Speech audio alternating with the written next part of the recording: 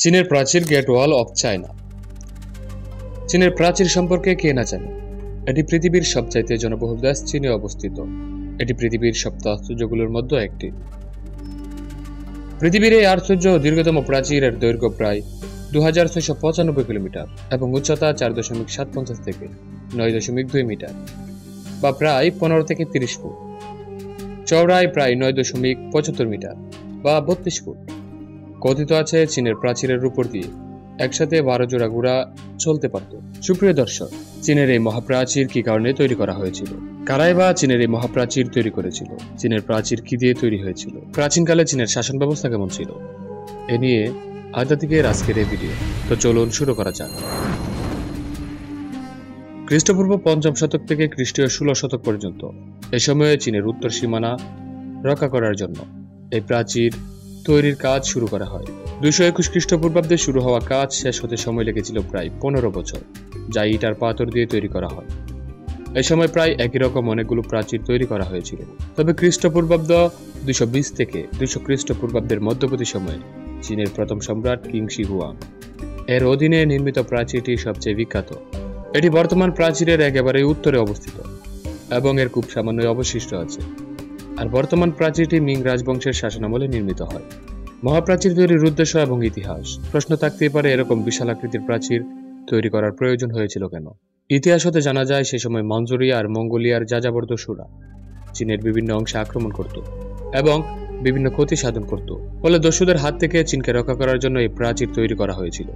243 খ্রিস্টপূর্বাব্দে চীন বিভিন্ন খণ্ড খণ্ড রাজ্যে বিভক্ত ছিল। এদের মধ্যে একজন রাজা, যার নাম ছিল শি হুয়াং। তিনি অন্যান্য রাজাদের সংঘবদ্ধ করে নিজে সম্রাট হন। চীনের উত্তরে গোবি মরুভূমির, পূর্বে দুর্ধর্ষ মঙ্গোলিয়াদের বাস, যাদের কাজই হলো লুটতরাজ করা। এদের হাত থেকে দেশকে বাঁচানোর জন্য সম্রাটের আদেশে চীনের প্রাচীর তৈরির কাজ শুরু করা হয়। প্রাচীর তৈরি হয়েছিল চিহলি পুহাই উপসাগরের কূলে, শানশিকুয়ান থেকে কানসু প্রদেশের চিয়াকুমান পর্যন্ত। সম্রাটের উদ্দেশ্য কি সিদ্ধ হয়েছিল এই প্রাচীর নির্মাণ করে? এই প্রশ্ন থেকেই যায়। অনেক জায়গা প্রায় ভেঙে পড়ত অথবা মঙ্গল দস্যুরা ভেঙে ফেলে চীনের মূল ভূখণ্ডে লুটপাট করার জন্য ঢুকে পড়ত। বর্তমানে প্রাচীরের ঐতিহ্য বলে রক্ষা ব্যবস্থা করা হলেও প্রাচীরের অনেক জায়গা এখনো কিছু কিছু ভাঙা রয়েছে। এর মূল অংশের নির্মাণ শুরু হয়েছিল প্রায় খ্রিস্টপূর্ব 208 সালের দিকে। চীনের প্রথম সম্রাট কিং শি হুয়াং এটি প্রথম ব্যবহার করেছিলেন এবং শত্রুর হাত থেকে নিজের সাম্রাজ্যকে রক্ষা করার জন্য দীর্ঘ প্রাচীর নির্মাণ করেছিলেন। এটি চীনের প্রাকৃতিক বাধাগুলো ছাড়া অন্যান্য অঞ্চল পাহারা দেওয়ার কাজে এবং উত্তর চীনের উপজাতি সুইংনুর বিরুদ্ধে প্রথম স্তরের নিরাপত্তা ব্যবস্থা ছিল। হান, সুই, নর্দান এবং জিং সাম্রাজ্যের সময়ের ইতিহাসেও যে কারণে তারা এটি নির্মাণ করেছিলেন, ঠিক একই কারণে চীনের প্রাচীরের পরিবর্তন, সম্প্রসারণ এবং পুনর্নির্মাণের উল্লেখ আছে। বেইজিং এর উত্তরে এবং পর্যটন কেন্দ্রের কিছু অংশ সংরক্ষণ, এমনকি পুনর্নির্মাণ করা হলেও দেয়ালের বেশ কিছু অংশ ধ্বংসের সম্মুখীন হয়। ক্ষতিগ্রস্ত অংশগুলো গ্রাম্য খেলার মাঠ এবং বাড়ি ও রাস্তা তৈরির জন্য প্রয়োজনীয় পাথরের উৎস হিসেবে ব্যবহৃত হয়।